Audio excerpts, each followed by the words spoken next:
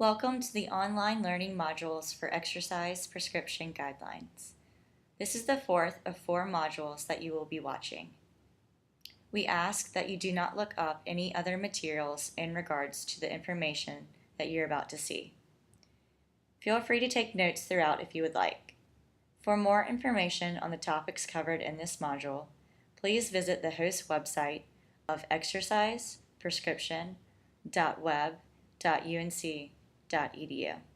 Thank you, and I hope you enjoy this module.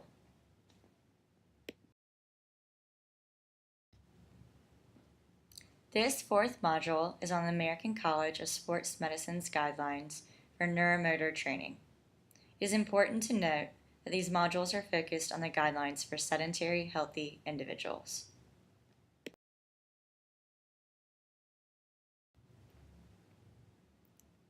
All of the guidelines are based on the FITT-VP principle for exercise prescription. The objectives for this module are to learn the FITT-VP principle in relation to the ACSM's Neuromotor training guidelines.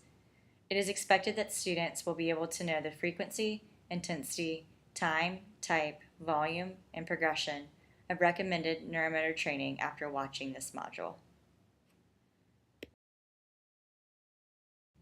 Before we go over the ACSM's recommendations for neuromotor training, let's first define what neuromotor training is. Neuromotor training involves motor skills such as balance, coordination, gait, agility, and proprioceptive training.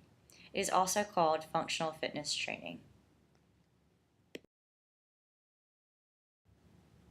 Neuromotor training can be used to improve balance, agility, and prevent slips, trips, and falls. Let's now move on to the ACSM's recommendations for neuromotor training based off the FITT-VP principle.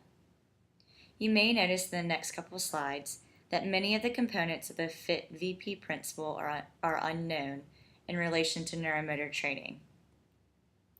This is because there is variability in the quality of available studies, and therefore, more studies need to be done before the ACSM can make recommendations for neuromotor training.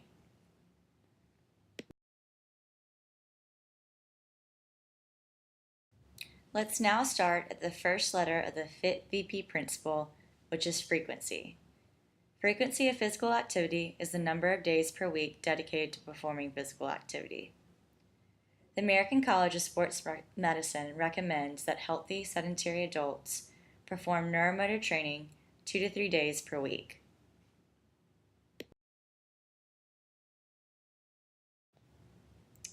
Now let's look at the second letter of the FITT-VP principle, or intensity.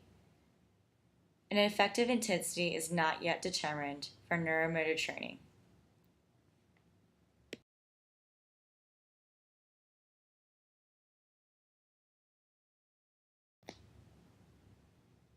Let's now look at the third letter of the FITT-VP principle, or time. The ACSM recommends that healthy sedentary adults perform 20 to 30 minutes of neuromotor training.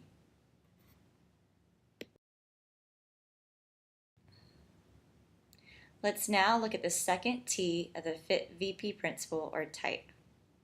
The ACSM recommends that healthy sedentary adults perform exercises involving motor skills such as balance, agility, coordination and gait, proprioceptive exercise training, and multifaceted activities such as Tai Chi and yoga. This recommendation is mainly based off studies for older individuals or those at risk for falling. The effectiveness for younger and middle-aged individuals is not yet established.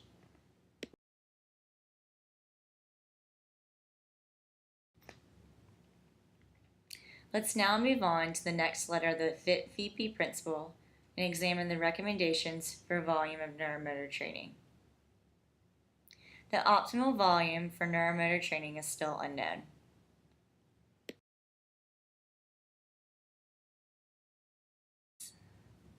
Finally, the last letter of the FITT-VP principle, or the progression of neuromotor training. The optimal progression of neuromotor training is still unknown.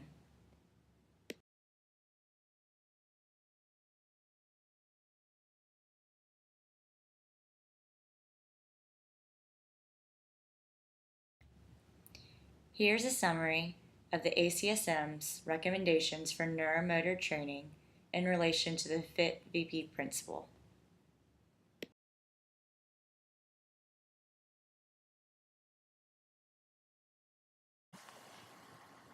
Thank you for watching this fourth module on the ACSM's guidelines for neuromotor training.